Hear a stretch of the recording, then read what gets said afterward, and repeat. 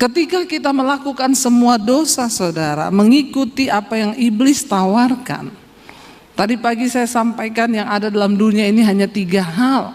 Keinginan daging, keinginan mata, dan keangkuhan hidup. Itu yang ada dalam dunia, dan itu semua bukan berasal dari Bapa, tetapi dari dunia. Ya, tadi pagi sudah saya jabarkan keinginan mata. Ya, mata ini tidak pernah ada puasnya. Ya, karena itu Yesus berkata, mata adalah pelita tubuh. Jika matamu jahat, maka gelap seluruh tubuhmu. Tapi jika matamu baik, maka teranglah seluruh hidupmu. Ya, yang kedua keinginan daging yang ada dalam dunia ini, kenajisan, percabulan, perselingkuhan. Makanya banyak orang-orang yang mengaku Kristen, tapi kalau engkau masih hidup dalam kenajisan, percabulan, perselingkuhan, apalagi homoseksual, lesbian, maaf, engkau bukan kepunyaan Tuhan. Karena Alkitab berkata, biarkan lalang dan gandum tumbuh bersama. Iblis bilang gak apa-apa gereja jadi besar, biarin aja. Pada waktu kedatangan Tuhan barulah itu adalah hari penampian. Akan dibuktikan di sana mana yang ilalang, mana yang gandum. Tuhan bilang biarkan aja dulu tumbuh bersama. Ya, karena pada hari penampian nanti akan dibuktikan. Makanya Yesus berkata, bukan setiap orang yang berseru kepadaku Tuhan, Tuhan yang akan masuk dalam kerajaan Allah, tapi mereka yang melakukan kehendak Bapa. Yesus bilang, pada akhir zaman nanti aku baru akan berterus terang kepadamu bahwa aku tidak mengenal engkau. Daripada nanti Yesus baru berterus terang, lebih baik sekarang kita bertobat. Sungguh-sungguh ikut Tuhan. Akhirnya saudara, karena saya terpuruk dalam dosa, singkat cerita iblis ngomong hidupmu sudah hancur, kamu sudah rusak, masa depanmu juga rusak. Buat apa kamu hidup? Mending bunuh diri. Dan saat itu tidak ada pikiran lain dalam benak saya, cuma pengen mati. Karena saya tidak menemukan apapun di hidup ini saudara. Setan datang menuduh saya, hidupmu hancur. Untuk apa kamu hidup? Mati saja. Dan saya mulai mencari siapa Tuhan itu. Saya mulai bertanya, Tuhan, untuk apa engkau ciptakan aku di dunia ini? Kurang kerjaan banget kau Tuhan. Kenapa engkau ciptakan aku untuk berdosa? Kalau hari ini saya mati bunuh diri, saya tahu saya masuk neraka, terus Tuhan puas. Buat apa engkau ciptakan saya? Tanpa pengetahuan yang benar, saya marah kepada Tuhan. Dan di luar sana saudara, ada begitu banyak orang yang sedang punya pertanyaan yang sama. Dan tugas kita lah untuk membawa mereka ke jalan yang benar. Tapi bagaimana mungkin Alkitab bilang engkau saja kalau ditinjau dari segi usia, harusnya kita ini semua sudah jadi pengajar. Tapi yang terjadi adalah apa saudara? Orang Kristen sekarang datang duduk pulang di gereja, tapi engkau tidak mampu menjadi pengajar. Bahkan asas-asas tentang kekristenan itu masih harus diajarkan. Masih banyak orang Kristen yang tanya saya, Bu, merokok itu dosa apa enggak, Bu? Di mana ayatnya, Bu? Saya bilang di pom bensin baca. Gede tulisannya dilarang merokok. Lu nggak usah cari di Alkitab, tidak ada tulisan dilarang merokok. Tapi saya mau bilang, sedangkan di pom bensin saja kau tidak bisa masuk, apalagi di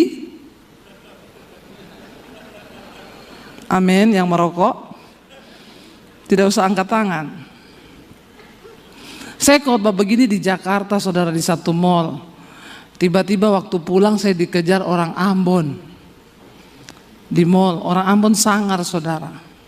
Seng makan mati, makan seng juga mati. Dia kejar saya, dia bilang, Ibu pendeta, Ibu pendeta. Saya bilang, kenapa ya Pak? Saya tadi ikut ibadah yang Ibu bawa firman tadi. Saya itu paling tidak suka kalau ada pendeta khotbah-khotbah soal rokok. Emangnya saya beli itu rokok pakai uangnya pendeta? Terus saya bilang, Bapak ini masalahnya apa ya? Tapi tadi itu ibu bilang, sedangkan di pom bensin saja saya tidak bisa masuk, apalagi di sorga. Saya pikir-pikir itu ibu betul juga itu. Ternyata sekeringkali kita nggak usah khotbah tinggi-tinggi bahasanya, Pak. Ya, karena jemaat itu lebih ngerti bahasa yang sehari-hari saja. Terus dia bilang, Ibu, saya tadi dengar khotbah ibu itu, saya berniat mau berhenti merokok, Ibu. Tapi sudah lama ini memang saya tidak bisa berhenti, Ibu. Karena bagaimana ya, Ibu ya? Ibu kasih saya tips, Ibu. Atau Ibu tumpang tangan ke saya, Ibu, supaya saya berhenti merokok. Saya bilang, Pak, itu adalah niat dari dalam diri. Biar saya tumpang kaki Bapak. Kalau memang Bapak tidak niat bertobat, tidak bisa, Pak. Terus bagaimana tipsnya, Ibu? Nanti kalau Bapak berhenti 1-2 hari itu kan iblis bujuk lagi tuh. Nanti iblis Bapak lihat rokok kepengen ambil. Nggak apa-apa, ambil aja, Pak. Ambil ya Ibu Debbie. Iya, terus hidupin aja. Hidupin ya Ibu. Terus Bapak taruh di mulut tapi diputar, apinya taruh di bibir. Bapak lakukan itu sehari 3 kali. Saya yakin Bapak berhenti merokok. Kenapa? Bibirmu melepuh. Tapi lebih baik begitu kan, kena api rokok daripada kena api neraka. Kan Tuhan bilang, kalau tanganmu membuat engkau berdosa, potong tanganmu. Lebih baik engkau masuk surga tanpa tangan daripada engkau utuh tapi masuk ke dalam neraka. Kalau kakimu membuat engkau berdosa, potong kakimu. Lebih baik engkau masuk surga tanpa kaki daripada engkau utuh masuk ke dalam neraka. Kalau orang yang tukang selingkuh, saya nggak tahu apa yang disuruh potong. Bertobat. Betapa kudusnya Tuhan itu. Jangan bermain-main dengan dosa, saudara. Amin. Dan makanya kita ini kalau nggak berubah-berubah, saudara, ya saya selalu berkata, setan itu tidak pernah takut dengan gereja yang penuh. Jangan bangga dulu kalau gereja penuh. Ya, buat tim PPW harus banyak berdoa supaya penyembahanmu itu naik menjadi dupa, bukan gaya-gayaan. Kita penyembahan nggak ada hadirat Tuhan buat apa? Apalagi kalau tim PPW-nya masih hidup dalam dosa. Ya, saudara, apa yang membuat gereja berbeda dengan Holy Wings? Lo bener. Kita kalau cuma di gereja mau lompat-lompat, saudara, setan gak pernah takut engkau lompat-lompat di gereja. Saya kadang kalau lihat di gereja itu orang udah kayak kesetanan, gak ada bedanya sama Holy Wing, saudara.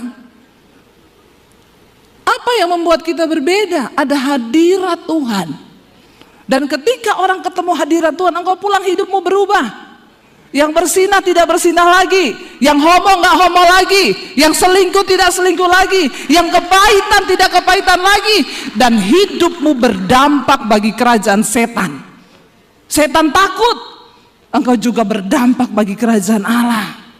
Itu yang benar. Kita perlu berdoa hari-hari ini, saudara. Setan nggak takut, jemaat penuh. Makanya ada orang tanya sama saya, Bu, saya mau tanya sama ibu pelayanan di desa-desa ya? Iya sering. Kalau ibu pelayanan di desa, ada nggak yang kerasukan? Banyak, saya bilang.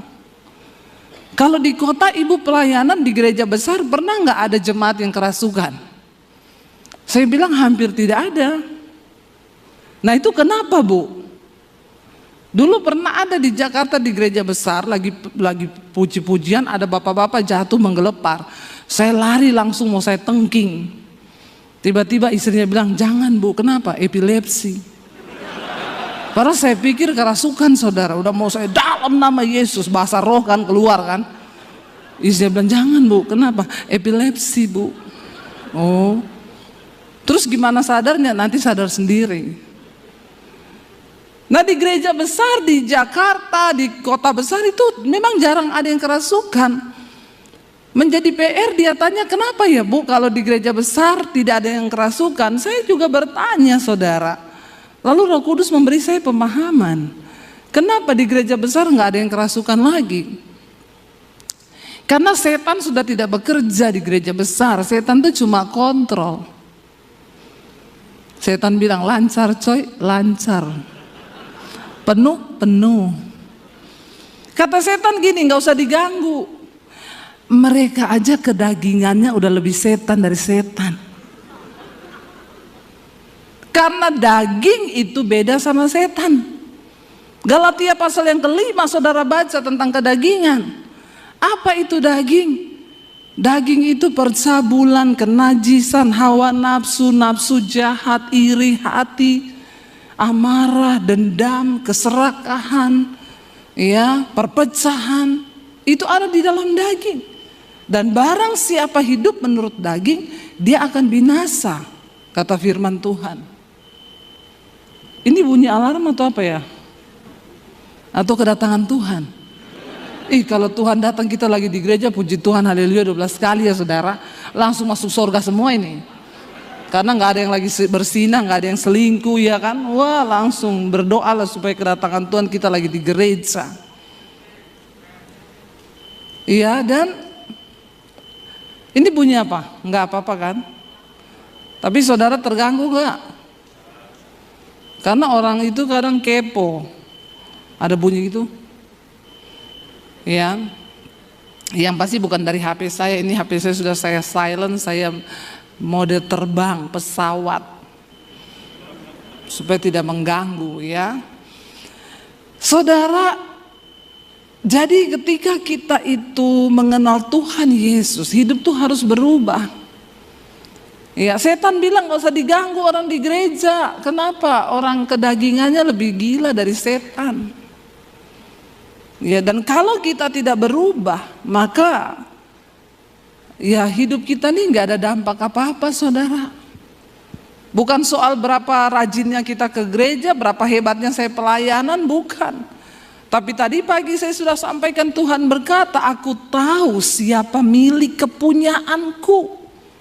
Dan Yesus bilang, aku akan berterus terang ketika aku datang kali yang kedua, aku akan berterus terang.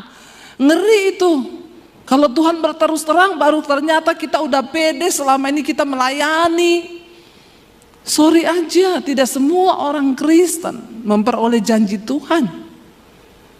Kalau kita belajar dari kisahnya bangsa Israel, mereka dipanggil keluar, tapi ternyata tidak semua bisa masuk ke tanah perjanjian. Perjalanan yang harusnya ditempuh 11 hari jadi 40 tahun. Kenapa? Proses 40 tahun ini untuk mematikan kedagingan mereka. Karena Tuhan tidak mau mereka masuk di tanah yang baru dengan pola dan hidup kedagingan yang lama. Saudara, akhirnya saya mau bunuh diri dan saya bertanya, Tuhan di mana engkau, siapa engkau? Saya pengen kenal Tuhan itu, saya gak peduli tentang agama. Saya pengen tahu Tuhan yang benar itu siapa. Jangan engkau menjadi Kristen hanya karena warisan dari orang tua. Setiap kita perlu berjumpa secara pribadi dengan Tuhan. Karena tidak semua ternyata orang Kristen itu sudah mengalami perjumpaan pribadi dengan Tuhan. Yesus berkata kepada Nikodemus, kamu tidak mungkin bisa masuk kerajaan Allah kalau engkau tidak dilahirkan kembali. Apa artinya dilahirkan kembali? Nikodemus berkata, aku sudah tua, bagaimana mungkin aku masuk ke rahim ibuku lalu aku dilahirkan kembali? Yesus bilang, kau harus dilahirkan kembali dari air dan dari roh, dari firman Allah. Saudara, manusia rohani kita harus dibangun. Ketika itu saya pengen bunuh diri saudara, saya udah gak peduli mau bagaimana, pokoknya saya pengen mati. Tapi sebelum saya mati saya bilang, Tuhan tunjukkan dirimu kepada saya. Habis ini saya mati dan saya masuk neraka dan Tuhan puas. Saya nangis di kamar saya tulis surat buat orang tua saya. Karena saya ini dari kecil sudah diwanti-wanti papi saya, jangan berteman dekat sama orang Kristen. Apalagi kalau sampai kamu jatuh cinta dan pacaran sama laki-laki Kristen. Lebih baik papi masuk penjara, papi bunuh kamu daripada kamu bikin malu keluarga. Jadi saya sangat takut dan saya tidak berani deket-deket sama cowok Kristen. Padahal yang ganteng-ganteng tuh cowok Kristen. Cie. Amin ya. Yang bertobat. Yang tidak bertobat sama juga setan. Yang bertobat. Ya. Saudara, akhirnya ya saya terus hidup ya dengan prinsip saya. Dan akhirnya sampai waktu itu saya pengen mati bunuh diri. Saya berdoa. Saya nggak tahu berdoa kepada Tuhan yang siapa. Tapi di benak saya percaya bahwa ada Tuhan di dunia ini. Orang yang paling malang, yang paling bodoh di dunia bukan orang yang nggak bisa baca tulis, tapi orang yang paling malang adalah orang yang tidak percaya bahwa Tuhan itu ada. Itu orang paling bodoh, saudara. Maaf ya, kita lihat matahari, bulan, bintang, bumi berputar pada rotasinya. Harusnya kita mengaku bahwa ada satu kuasa yang mengatur itu semua. Saya lihat bunga aja ya, itu bunga daunnya hijau, bisa keluar kuning, merah, itu saya, wow, Tuhan Engkau itu dahsyat. Itu dari mana itu kalau bukan karena kuasa Tuhan? Enggak mungkin, kita diciptakan manusia. Kita punya mata dua semua kan? Ada yang mata tiga di sini? Enggak ada. Kita punya mata dua, hidung satu. Lubangnya menghadap ke bawah. Kalau menghadap ke atas itu harus dioperasi. Kalau lubang menghadap ke bawah walaupun pesek, tidak usah operasi, begini saya sudah cukup. Amin ibu-ibu. Ya, karena orang itu kalau pengen cantik nggak puas-puas, nanti pengen cantik terus, nanti ini salah dikit diperbaiki, malah salah. Ya, operasi hidung jadi cantik sih, tapi ngomongnya jadi gini. Ya. Pesek nggak apa-apa, lubangnya dua menghadap ke bawah sudah puji Tuhan, haleluya 12 kali. Karena kalau menghadap ke atas repot, hujan masuk air, maka matilah kau. Ya, jadi ya sudah disyukuri saja. Tapi ajaibnya Tuhan ya, kita punya hidung satu, mata dua, mulut satu, mukanya itu beda semua loh. Nggak ada yang sama kan? DNA-nya juga pun berbeda. Itu Tuhan. Kalau orang nggak percaya ada Tuhan tuh kebangetan, saudara. Saya bilang, Tuhan saya percaya Engkau ada, tapi siapa Engkau sebenarnya Tuhan? Tunjukkan dirimu kepada saya. Hanya ada satu Tuhan yang benar, walaupun agama banyak, hanya ada satu Tuhan. Kita perlu mengalami perjumpaan pribadi dengan Tuhan itu. Malam itu saya menangis di kamar saya tulis surat buat orang tua saya, papi, mami, saya minta maaf. Selama ini saya jadi anak yang tidak pernah nurut, saya memberontak sama orang tua. Ada begitu banyak pergumulan yang saya tidak bisa cerita bahkan kepada kalian. Tapi satu hal yang saya tahu, saya ini hidup cuma sial bikin masalah. Dan tidak ada satu orang pun yang sayang kepada saya. Jadi malam ini keputusan yang saya ambil. Saya mau bunuh diri. Saudara, malam itu ketika saya menangis di kamar saya, tiba-tiba saya dijamah satu kuasa. Tadinya saya marah karena saya menuduh Tuhan jahat, keluarga saya jahat, semua jahat. Tapi tiba-tiba saya dijamah kuasa itu, saya menangis, saudara, kayak film diputerin semua dosa saya. Saya ini dulu ketika belum bertobat saya pelatih senam aerobik, saudara.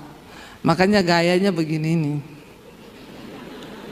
Ya, jadi dulu saya ngajar di kantor polisi, di instansi-instansi pemerintah. Saya berdiri di panggung ini, iya satu, iya dua, iya tiga gitu ya. Dan saya tidak pernah tahu karunia apa yang Tuhan beri di dalam diri saya. Saya hanya merasa saya ini manusia yang tidak berguna dan saya pengen mati. Tapi ketika saya ada di tangan Tuhan, saya baru menyadari ternyata begitu banyak karunia yang Tuhan percayakan di dalam diri saya. Dan itu harusnya untuk kemuliaan Tuhan, bukan untuk dunia. Lalu saudara, ketika malam itu saya dijamah satu kuasa, saya nangis di kamar saya hampir 1 jam. Saya tidak bisa berkata-kata, hanya nangis, dan yang keluar itu adalah tangisan pertobatan. Saya minta ampun selama 1 jam lebih saya nangis. Saya baru tahu Alkitab berkata begini, tidak ada seorang pun yang dapat menyebut Yesus Tuhan kalau bukan karena pekerjaan Roh Kudus. Dan ketika Roh Kudus turun atas seseorang, maka Roh Kudus akan menginsyafkan orang itu yang pertama akan dosa, kebenaran, dan penghakiman. Saya dijamah Roh Kudus malam itu, saya nangis saudara. Tiba-tiba di dalam tangisan saya itu, saya menyebut Yesus. Terus mulut saya tidak bisa berhenti. Yesus, Yesus, Yesus. Dan itu pekerjaan Roh Kudus. Setelah hari itu saya rasa apa? Ada kelegaan baru di hati saya. Ada sesuatu yang baru. Saya nggak ada pikiran lagi mati bunuh diri. Yang ada di benak saya cuma apa? Aku pengen kenal siapa Yesus itu. Saya datang ke gereja pakai baju senam. Dari rumah saya minta izin pakai baju senam, sampai di gereja saya ke toilet ganti baju, saya ikut ibadah. Saya ketemu orang gereja, saya bilang saya bukan orang Kristen, tapi saya pengen tahu siapa Tuhan Yesus itu. Oh iya Bu, nanti setelah ibadah kita ketemu ya. Saya dikasih Alkitab. Saya pulang, saya baca Alkitab saudara. Saya baca Alkitab itu 1 hari 6 sampai 7 jam. Dan saya baca di dalam kamar mandi. Kenapa? Saya takut ketahuan. Kalau sudah selesai baca, saya gulung pakai baju-baju selimut, saya simpan di bawah kolong, di lemari. Tiap hari saya pindahkan tempat simpannya. Karena papi saya punya pedang panjang 1,5 meter di bawah kolong tempat tidur. Dia punya pistol di lemari.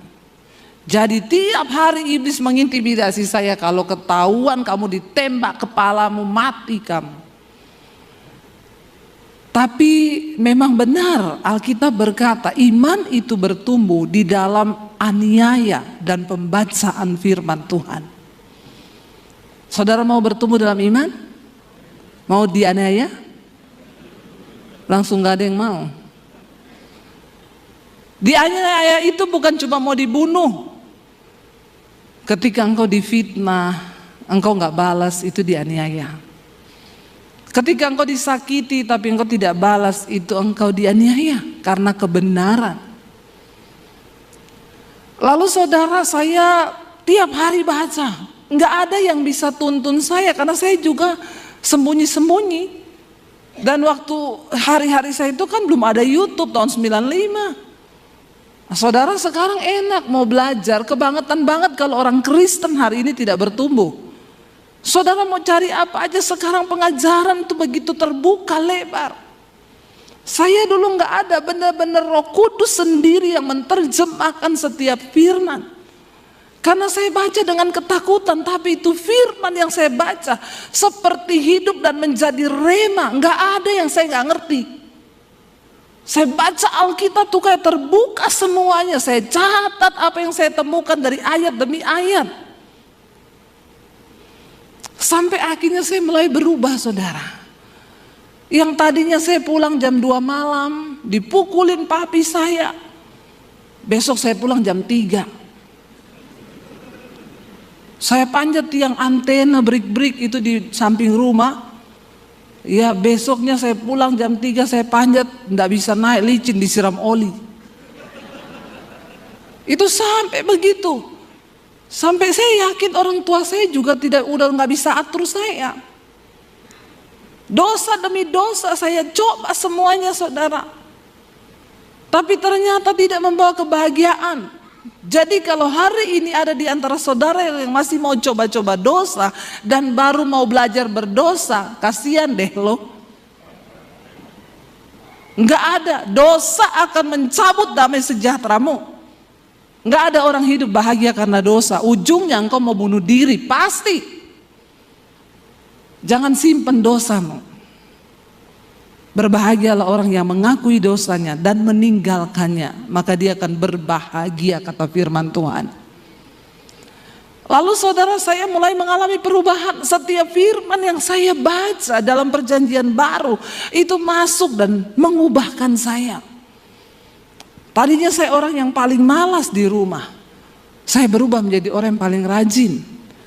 Tadinya saya suka keluar tengah malam, tapi sejak saya mengenal Yesus, seperti yang Rasul Paulus bilang, apa yang dulu merupakan keuntungan bagiku, sekarang ku anggap rugi, karena pengenalan akan Yesus Kristus Tuhanku itu lebih berguna daripada segala-galanya. Malahan segala sesuatu aku anggap rugi karena Kristus. Itu benar-benar saya alami. Tidak ada kata lain selain tiap hari saya cuma pengen baca Alkitab, mempraktekkan firman Tuhan. Tadinya saya kalau berantem dengan adik saya yang laki-laki, adik saya itu badannya tatoan, saudara. Kalau berantem, dia mau pukul saya, saudara. Dulu kalau saya belum bertobat, saya ambil sepatu di depan saya lempar ke mukanya dia. Tapi ketika saya mengenal Tuhan Yesus, Tuhan bilang, firman Tuhan bilang, jangan kalah dengan kejahatan, tapi kalahkan kejahatan dengan kebaikan. Mempraktikkan itu susah, tapi saya harus berubah. Saya mulai berubah dalam segala hal, dari cara berkata dulu kata-kata kotor, ya semua berubah. Sampai cara berpakaian semua berubah. Dulu makin seksi makin bangga. Ketika terima Yesus makin seksi makin malu. Kalau ada orang Kristen yang masih suka pakai baju seksi apalagi ke gereja, apalagi udah ibu-ibu pakai rok mini duduk di depan pangku kaki. Makanya kadang pendeta cowok lagi khotbah tiba-tiba dia lagi bergumul itu. Pasti ada sesuatu yang dia lihat di situ. Jadi tolong ibu-ibu tahu diri, ke gereja itu jangan pakai baju yang belum jadi. Amin. Sobek sini, di sini sobek sampai sini, kelihatannya panjang sobekannya sampai sini. Makanya kata kuntilanak begini, saya sama orang Kristen lebih kudus saya. Baju saya panjang sampai ke bawah, bolongannya satu tok di belakang. Orang Kristen zaman now udah bajunya pendek, bolong di mana-mana. Jadi kata kuntilanak, yang setan Eke apa ye. Makanya kuntilanak sekarang sudah tidak menampakkan diri. Udah kalah pamor sama orang Kristen. Hello. Iya, bertobat loh saudara. Lalu saya berubah saudara. Ketika akhirnya kakak saya yang paling tua ngomong gini sama saya satu kali, Dep, saya tahu loh kamu sekarang jadi Kristen. Kamu ke gereja kan? Saya kaget. Kamu berhenti atau saya kasih tahu papi? Kalau sampai saya kasih tahu papi, kamu tahu, kamu bisa mati loh, dibunuh. Wah, saya tambah takut saudara.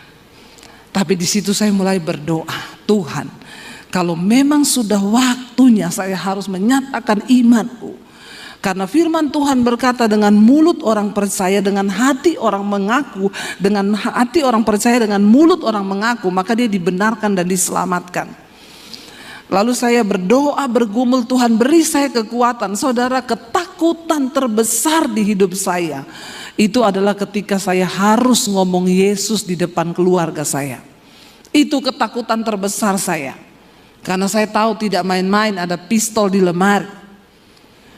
Tapi akhirnya Tuhan kasih saya kekuatan. Saya doa puasa saudara, doa puasa saya untuk minta kekuatan. Cuma ngomong satu tok Tuhan, ngomong di depan keluarga saya bahwa saya sudah terima Yesus. Akhirnya satu kali saya bergumul, ada doa puasa di gereja. Saya bilang ini waktunya saya harus ngomong ke papi saya. Saya mau masuk ke papi saya belok ke kamar mandi. Di kamar mandi saya doa dalam nama Yesus. Roh intimidasinya kenceng sekali. Lalu saya ikuti papi saya dari belakang, saya belok lagi ke dapur. Waduh, saudara, bergumul. Akhirnya saya tengking, saya dikuatkan dengan satu ayat firman Tuhan. Roh Allah yang ada padamu itu lebih besar dari segala roh yang ada dalam dunia ini. Kenapa kamu takut kepada manusia yang memang akan mati? Lalu saya masuk ke kamar papi saya bilang, Pap, saya mau minta izin. Dia sambil cari-cari apa di lemari, mau kemana? Mau ke gereja. Tiba-tiba dia terhenti saudara. Lalu dia melihat kepada saya. Kata-kata pertama dia bilang, kamu sudah gila. Terus dia bilang gini, oh ini penyebabnya ternyata. Makanya akhir-akhir ini papi lihat kamu jadi aneh. Dan memang setiap orang yang berjumpa secara pribadi dengan Tuhan Yesus akan jadi. Pertanyaan saya, sudah anehkah saudara? Sudah aneh apa belum? Anehnya itu gimana? Dulu merokok, sekarang tidak merokok. Dulu judi, sekarang nggak judi. Dulu suka maki-maki, sekarang nggak maki-maki. Dulu suami istri ribut, berantem terus, sekarang nggak pernah ribut. Dulu bersungut-sungut, sekarang nyanyi-nyanyi terus. Dulu tukang keluar malam dugem, sekarang betah di rumah baca Alkitab. Sudah seperti itu? Jawab sendiri di dalam hati. Papi saya bilang, oh ini penyebabnya. Makanya papi perhatikan kamu jadi aneh. Dulu malas, sekarang rajin. Aneh gak? Tapi kan harusnya dia bisa melihat perubahan hidup saya. Kenapa saya bisa jadi baik? Yesus berkata, engkau itu suratan Kristus yang terbuka dan hidupmu harus bisa dibaca oleh semua orang. Karena Yesus sekarang tidak hadir secara fisik, tapi dunia akan melihat kita sebagai murid-muridnya. Amin saudara. Lalu saudara, papi saya bilang, oh ini penyebabnya. Dari situ saya mulai diancam. Papi saya bilang, saya enggak main-main ya. Papi dia bilang, kamu apa? Jangan bergaul sama orang Kristen.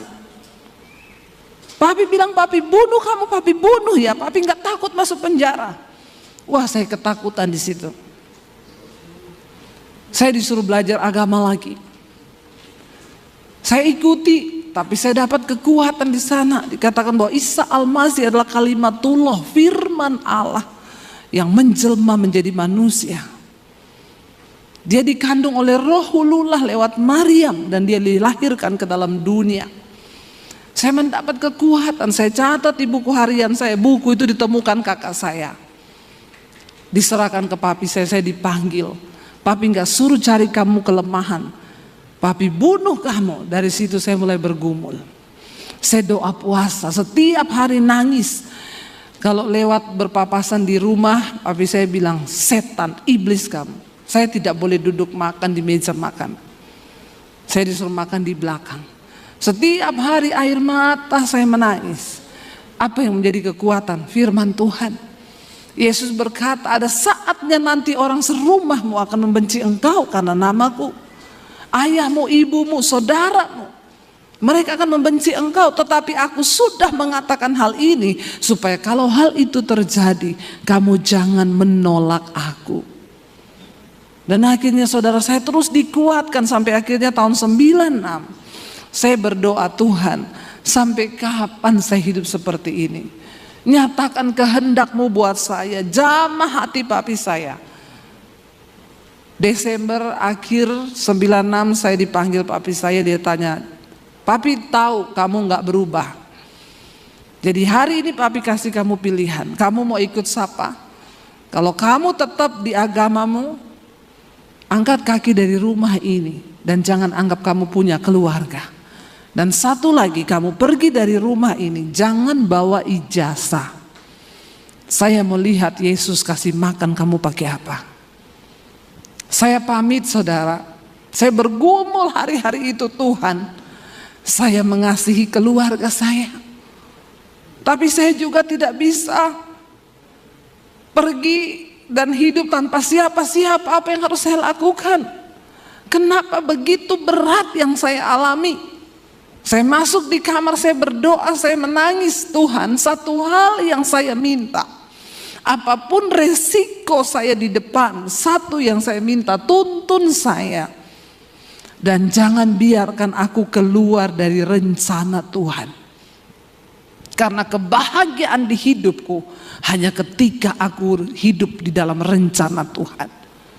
Saya berdoa malam itu dapat ayat, berbahagialah kamu jika karena namaku engkau meninggalkan ayahmu, ibumu, rumahmu, ladangmu, pekerjaanmu, karena engkau akan memperolehnya lipat kali ganda. Saya menangis di situ, tidak mudah saudara. Saya baru lulus SMA waktu itu. Saya datangi papi saya dan mami saya bilang saya mohon pamit. Mereka kaget karena mereka sama sekali tidak menyangka kalau saya akan mengambil keputusan itu. Papi saya menangis berlutut di bawah kaki saya. Karena memang saya 5 bersaudara, saya anak yang dia paling sayang. Dia bilang, Debbie, papi merendahkan diri di kakimu. Tolong kembali ke agamamu. Saya peluk papi saya. Saya bilang, Pap, saya sayang sama papi. Tapi saya tidak bisa suruh menyangkal Tuhan Yesus. Karena saya merasa Tuhan merubah hidup saya. Tapi saya sayang sama papi. Kalau kamu sayang, kenapa kamu lakukan ini? Kamu ngomong apa yang harus papi lakukan supaya kamu kembali. Saya cuma peluk papi saya. Mami saya menangis, dia bilang, tunggu mami mati baru kamu jadi Kristen. Saya bilang, mami tidak mengerti apa yang saya sedang alami. Saya juga tidak mau meninggalkan keluarga seperti ini. Tapi ini keputusan saya, Mam. Nanti kamu mau makan apa? Kamu mau tinggal di mana? Saya cuma bilang, saya ikut Tuhan yang bertanggung jawab. Dari kota Poso, saya tinggalkan keluarga, cuma bawa beberapa pakaian. Saya menuju ke kota Palu. 7 jam perjalanan. Sampai di kota Palu, saya cari sepupu saya. Mereka ngontrak satu rumah anak-anak kos begitu. Saya numpang di situ. Dan untuk bisa dapat makan, kalau anak kos sudah berangkat kuliah, saya cuci baju anak-anak kos, saya nyapu, saya nyetrika, saya masak.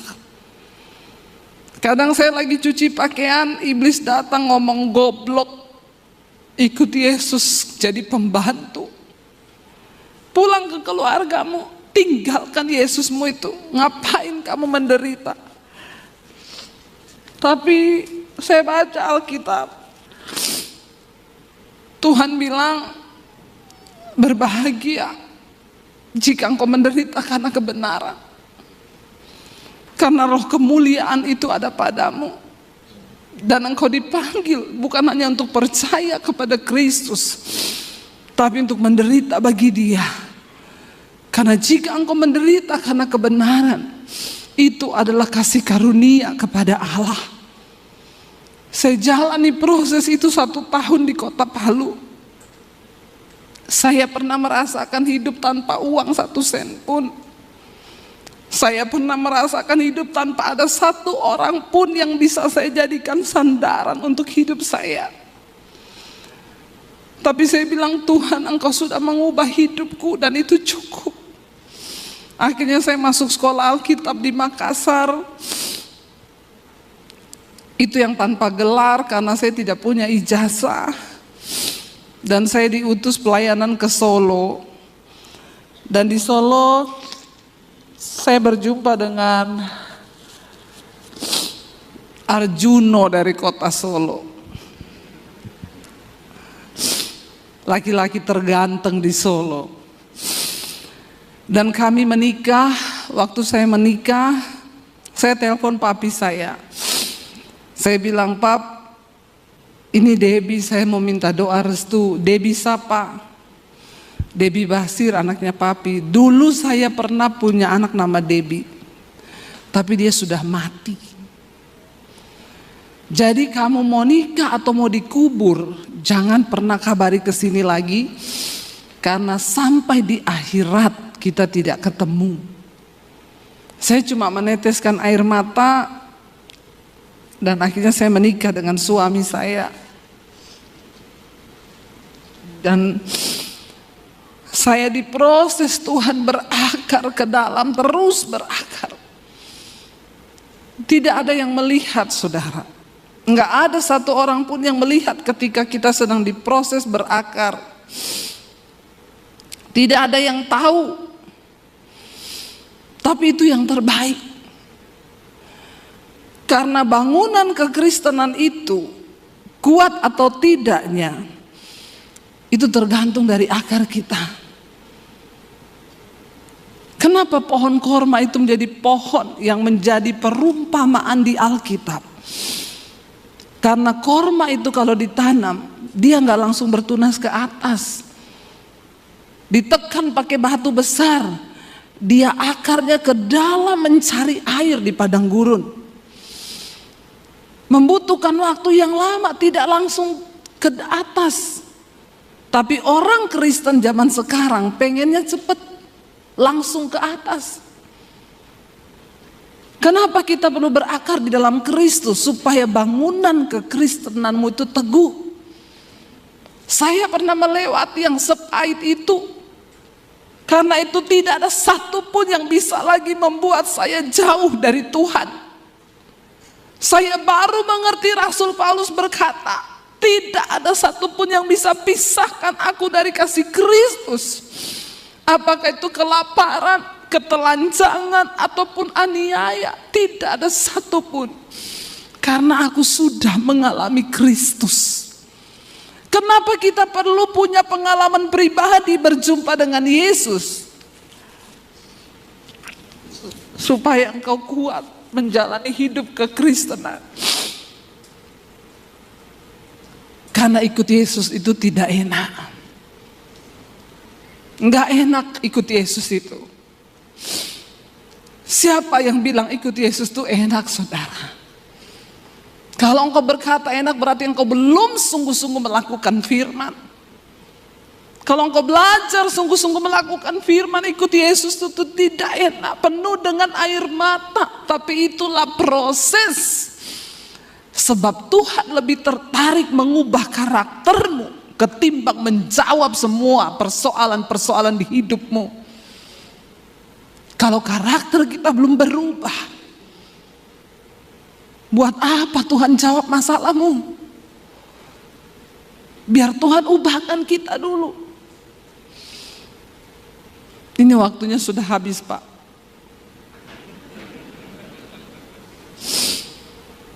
Kita tambah sebentar ya, Pak ya. Karena ini baru pembukaan, Pak. Belum khotbah loh ini. Baru pembukaan udah habis waktu. Saudara, sampai hari ini saya tidak pernah melihat Tuhan meninggalkan saya. Saya ikut Tuhan dari tahun 95, penderitaan, air mata, difitnah, direndahkan, dihancurkan. Tapi saya tahu itu adalah proses berakar yang sedang Tuhan izinkan supaya bangunan iman saya itu kokoh. Jadi sekarang kalau cuma saya difitnah, kecil, udah nggak ada yang bisa merampas damai sejahtera saya. Saya pernah melewati yang lebih berat daripada itu. Ketika saya difitnah, ketika direndahkan, terima kasih Tuhan, aku berbuat satu lagi kasih karunia buat engkau. Saudara, waktu engkau diproses, bersyukur loh. Karena tidak semua orang diproses karena kebenaran. Kalau engkau dipenjara karena engkau berbuat dosa, itu memang seperti itu. Tapi kalau engkau dihina, difitnah, disalahkan padahal engkau tidak salah, itu adalah kasih karunia kepada Tuhan. Alkitab bilang bersyukur. Ubah cara pandang kita hari-hari ini. Biar engkau berani berkata, ini aku Tuhan, ubah aku, bentuk aku. Sekalipun itu sakit. Kenapa saudara?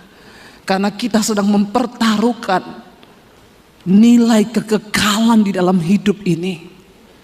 Dan sekarang waktunya kita memperjuangkan itu. Bukan nanti sudah mati. Karena itu Rasul Paulus bisa berkata, bagiku hidup adalah Kristus, mati itu sebuah keuntungan. Orang yang sudah sungguh-sungguh ikut Yesus, dia berkata, Mati itu keuntungan. Jadi saudara tidak usah terlalu takut mati. Amin. Enggak usah terlalu takut mati. Itu pesan saya di dalam masa pandemi yang selalu saya sampaikan lewat khotbah-khotbah saya di doa malam. Dan ternyata memang pandemi itu yang banyak orang mati terbunuh bukan cuma karena virus tapi karena ketakutan. Banyak sekali orang ketakutan. Ternyata banyak yang masih takut mati. Kita tidak boleh mencobai Tuhan. Tapi jangan engkau menggeser imanmu. Saya selalu berkata, penyebab orang mati saudara, saya berkata selalu begini, mati hidup kita bukan di tangan corona tapi di tangan Tuhan. Amin. Kalau belum waktunya mati, tidak akan mati. Saya ini udah berkali-kali kena corona, semua varian saya coba. Loh benar saudara, karena saya berdoa. Hari-hari itu semua ketakutan, semua bersembunyi. Ketika lockdown pertama kali dibuka di Jakarta, mereka bilang, "Ibu, kami sudah masuk kantor, Bu. Tidak ada pendeta yang berani khotbah di kantor. Ibu mau datang enggak?" Teman-teman saya pendeta bilang, "Bu Debi, hati-hati. Pendeta banyak sekali yang mati." Saya bilang, "Saya doa dulu tanya Tuhan ya." Itu kan alasan yang paling bijak dari pendeta. Biar dibilang rohani kan. Saya doa, saya tanya Tuhan, "Tuhan, saya besok itu pelayanan di kantor nih, semua pendeta takut sembunyi. Saya berangkat atau tidak?" Tuhan cuma jawab gini, "Tidak tahu diri kau." Di saat orang semua lagi ketakutan, harusnya engkau pergi untuk memberitakan Injil kabar baik itu, tidak perlu takut. Kenapa kau bersembunyi? Saya telepon orangnya, besok saya datang. Itu pertama kali lockdown buka, Tuhan bilang itu mereka bekerja dari jam 8 pagi sampai jam 5 sore masuk kantor demi sesuap nasi. Tapi kamu yang hamba Tuhan bersembunyi. Saya datang saudara. Dan saya berdoa saat itu, Tuhan, kalau Tuhan mau izinkan saya kena, tidak apa-apa, untuk saya bisa bersaksi. Supaya jemaat ini jangan berpikir dia itu mati karena corona. Tidak usah tunggu kena corona, kalau mau waktunya mati lagi tidur pun bisa. Bilang kanan kirimu, hati-hati.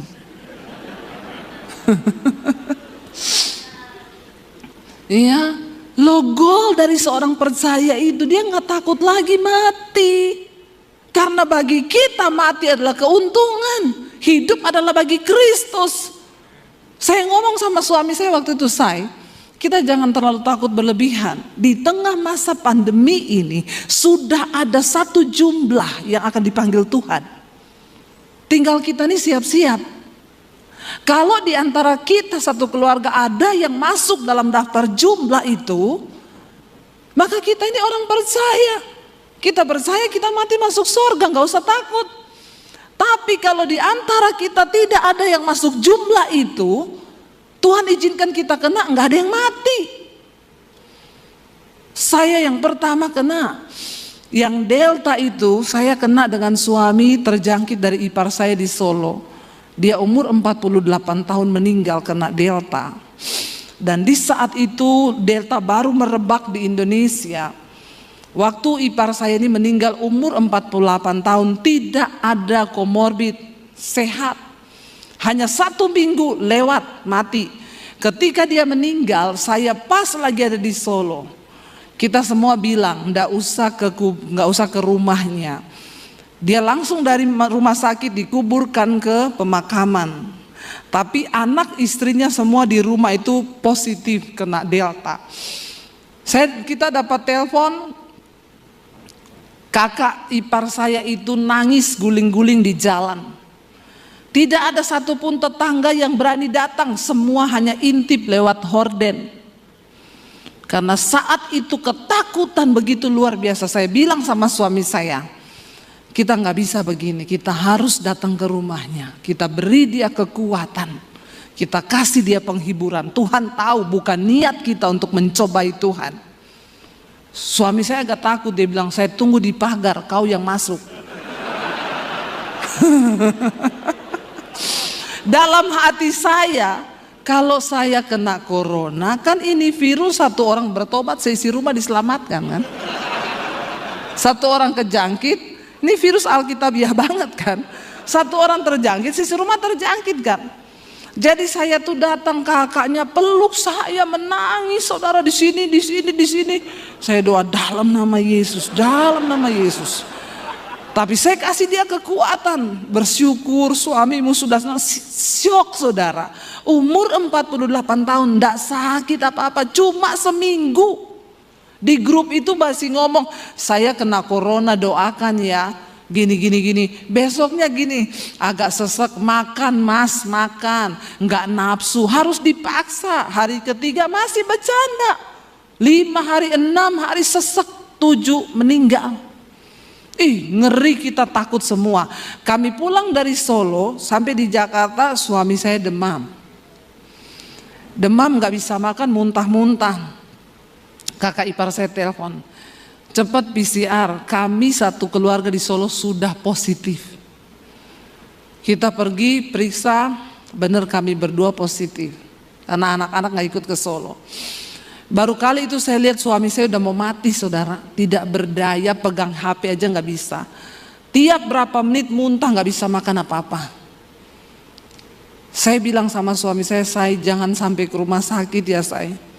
Jangan sampai sesak napas, kamu ke rumah sakit mati kau saya.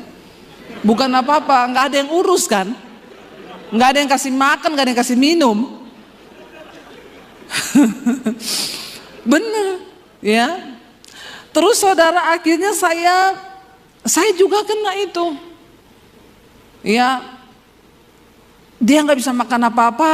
Saya cuma ingat dia suka tuh pisang. Saya kasih pisang nggak muntah, lumayan bisa makan 1 pisang.